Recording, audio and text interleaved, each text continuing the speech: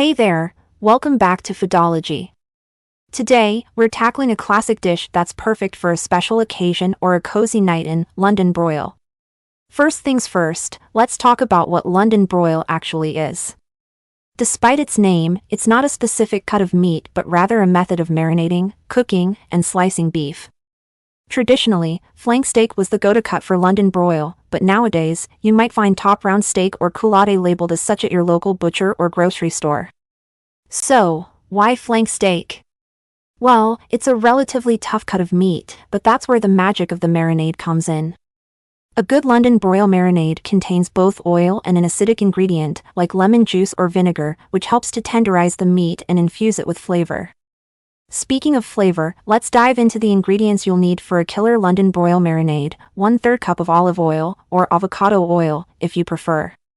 1/4 cup of coconut aminos, or soy sauce, if that's more your style.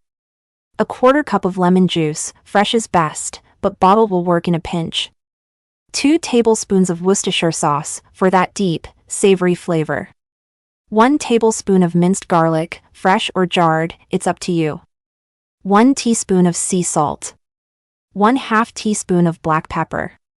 2 teaspoons of dried oregano. 1 teaspoon of fresh thyme, or 1/2 teaspoon of dried.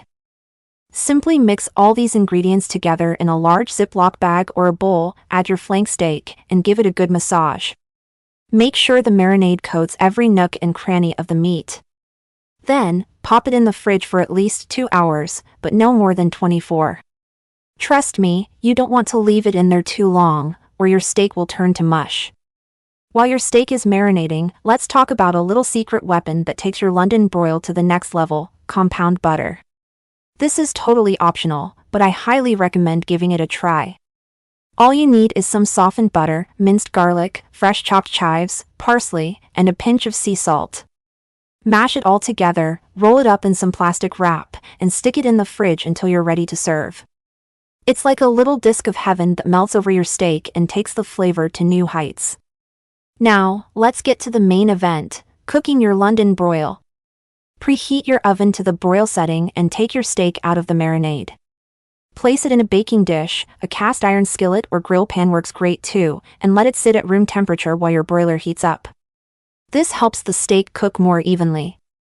Once your broiler is rip-roaring hot, pop the steak in the oven and let it cook for about 6 to 7 minutes on each side for a 1-inch thick steak. But here's the key: use a meat thermometer. You want to cook it to 135 degrees Fahrenheit for a perfect medium rare. If you like your steak a little more or less done, just adjust accordingly. When your steak reaches the ideal temperature, take it out of the oven and let it rest for 10 minutes. This is a crucial step. It allows the juices to redistribute throughout the meat, making every bite tender and delicious. Finally, it's time to slice and serve. Grab a sharp knife and cut the steak thinly against the grain. This means you want to slice perpendicular to the long muscle fibers. It makes a world of difference in terms of tenderness. Serve up your perfectly cooked London broil with a few discs of that compound butter on top, and watch it melt into a pool of garlicky, herbaceous goodness. Pair it with some roasted veggies, a fresh salad, or your favorite starchy side, and you've got a restaurant-quality meal right in your own home. Let's talk about leftovers. If you're lucky enough to have some London broil leftover, you can store it in an airtight container in the fridge for up to 2 to 3 days.